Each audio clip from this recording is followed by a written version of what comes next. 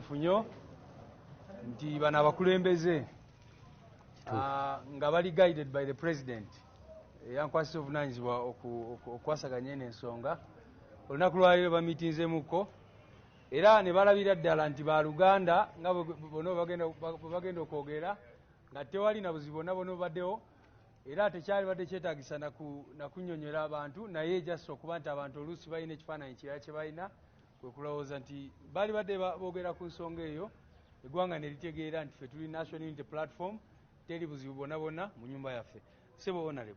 Ndi musanyufu nnyo SG ne President okubanga ensonga eno mugikwasaganyiza. Waiswa ono muganda wange nnyo ate ebbanga ddene si leero. N'olwekyo nnyinza okubanga bye nayogera nabyogera nga nabyogerera mu busungu. Manyi buli lwoyogerera mu busungu oyinza okuwunzika ng'okoze ensobi. So muganda wange Waiswa nkwetondera ssebo. Nkwetondera ffe tuli National Unity Platform tuli omuntu omu kuba wadde watandisa ate okukozesa ensonga eno okutwawulayawula kakati ebigambo ndowooza bibaweddeko. Ono muganda wange ndi ebimu ku byendi lwaye ne lwakuba nti obusungu bwe bwagiraawo nenzijja nkola statement etaali nnungi. Muganda wange Waiswa muganda wange nsonyiwa era ndi wano okwetondera nga nsaba muganda wange tutambule kuba gwe mu kibiina oba mukama wange ssebo. Njagala kwebaza abakulembeze b'ekibiina kya National Unity Platform naddala President waffe ne Secretary General olwa guidance ennungi mu nsonga zino.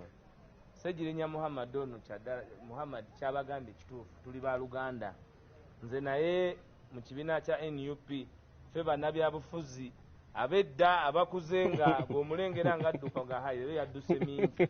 So bingi bye tubadde tusharinga okuva emabega nga bibadde tebiyinza ate kufattoge ebirungi bye tuzimbye emyaka gyonna nze Ssegiriinya abasinga tebamanyi, naye tewaliwo nsonga nkulu ebeera mu bulamu bwe nga sigiriimu ebbanga lyonna okujjako eno bwe yali nti yaliwo nensangawa mitala, naye ebbanga lyonna Ssegiriinya abankwatako ensonga ye yonna naye akimanyi era namanya nti kyalimu obusungu, kyalimu n'okuba nga mulimu abantu abalala bayinza okukwata mu tayimu enfu ne bakuteeka mu sitoole ate nga bannabyabufuzi ebyo babikozesa nnyo nga advantage mwena mubamanyi. Naye nze Ssegiriinya mu muganda wange yemwagaliza abimanyi nti bingi n'okusukkako. Ate tuli ffenna ku platform ya maanyi g'abantu, tetusobola kubanga twesacrificinga each other nga ate tuli mu kulwana kujjako nakyemalira. Eddoboozi lya Ssegiriinya limanyiddwa kye liyinza okukola nga liyimiridde ku nsonga, nabwe kityo tetuyinza kubaamu na personal issues. N'ekisinga okubeera ekikulu, nze ndi mulongo, Ssegiriinya togenda kufa. Abantu abalowooza nti Ssegiriinya agenda kufa, ekyo nakyo munune kuvu kubanga Ssegiriinya akomawo kw'aboobwe tujja laba nti tutambuliza wamu, tewali kijja kukaluba kubanga amaanyi g'abantu kye kikulu. Ate emmundu yonna bannayuganda tugane kuzeetunuuliza. Kati nze okujja okwedifendinga nti nedifendinga ku Ssegiriinya kimenya nnyo buli muntu abawuliriza. Tulina kubanga ffenna twatakinga nakyemalira. Ssegiriinya bw'amulumba nange ne mulumba, Lewis n'amulimba, tumutayize.